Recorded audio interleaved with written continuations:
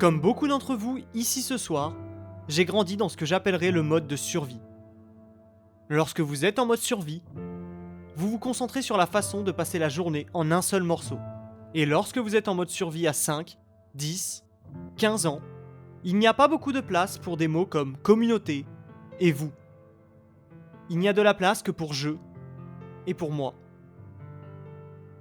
En fait, des mots comme nous et vous ne m'ont pas seulement semblé étrangers, ils m'ont semblé être un mensonge. Parce que si nous et vous existez vraiment,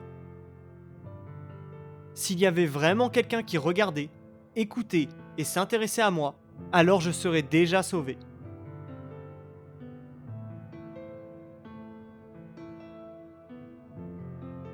La première fois que j'ai essayé de me suicider, j'avais 15 ans. J'ai attendu que ma famille parte pour le week-end, et une fois que j'étais seul, j'ai avalé un flacon de pilule. Je ne me souviens pas de ce qui s'est passé les 2 jours suivants. Ce que je sais par contre, c'est que le lundi matin, j'étais dans le bus, de retour à l'école, en prétendant que tout allait bien. Et quand quelqu'un m'a demandé si c'était un appel à l'aide, j'ai dit non, parce que je n'ai rien dit à personne.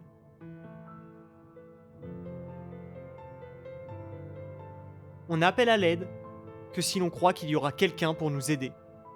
Et je ne l'ai pas fait. Je voulais juste arrêter. À 15 ans seulement. Je pouvais et je voulais être seul. Ce sentiment d'être singulier, différent et seul s'est prolongé jusqu'à mes 20-30 ans. À 33 ans, j'ai commencé à travailler sur une série qui a eu du succès, non seulement ici aux États-Unis, mais aussi à l'étranger. Ce qui signifie qu'au cours des 4 années suivantes, j'ai voyagé en Asie, au Moyen-Orient, en Europe et partout ailleurs. Et pendant cette période, j'ai donné des milliers d'interviews. J'ai eu de multiples occasions de raconter mon histoire, de dire que j'étais gay, mais j'ai choisi de ne pas le faire.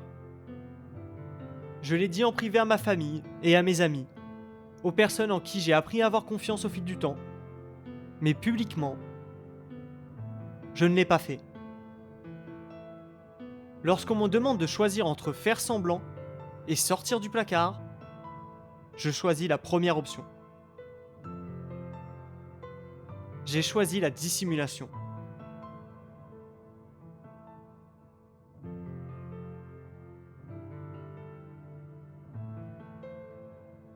Parce que lorsque j'ai eu la possibilité de faire mon coming out,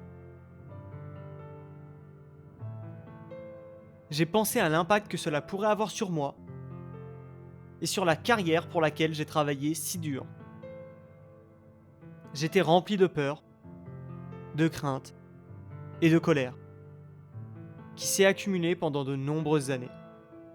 Même lorsque je pensais à ces enfants seuls dehors, qui pourraient être inspirés ou émus par le fait que je dise ma vérité, que je raconte mon histoire, ma réponse était invariablement non merci. Je pensais avoir passé plus d'une décennie à construire cet avenir seul, et d'un certain point de vue, c'est tout ce que j'ai. Mais maintenant, je suis censé me mettre en danger, être un modèle pour quelqu'un que je n'ai jamais rencontré, dont je ne suis même pas sûr qu'il existe. Cela n'avait aucun sens pour moi à l'époque. En 2011,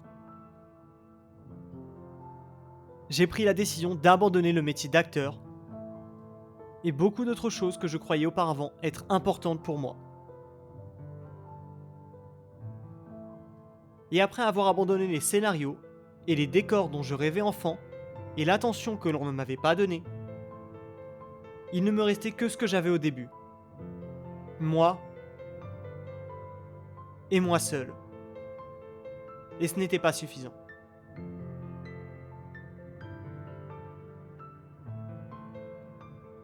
Il y a plusieurs semaines, alors que je rédigeais ma lettre au Festival international du film de Saint-Pétersbourg, pour décliner leur invitation à y assister, une petite voix lancinante dans ma tête insistait sur le fait que personne ne me remarquerait, que personne ne regardait, n'écoutait ou ne s'intéressait à moi. Mais cette fois, j'ai finalement découvert que cette voix se trompait.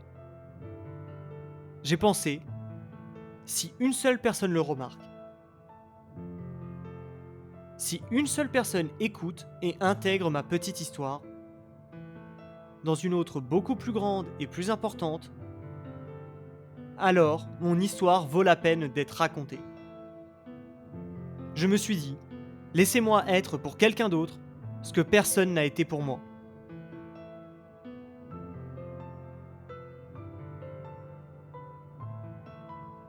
Laissez-moi envoyer un message à cet enfant, peut-être en Amérique, peut-être dans un autre endroit lointain, peut-être perdu au fond de lui-même. Un enfant qui est pris pour cible chez lui, à l'école ou dans la rue. Que quelqu'un le regarde, l'écoute et s'en soucie. Qu'il y a un nous, qu'il y a un vous, et que cet enfant est aimé.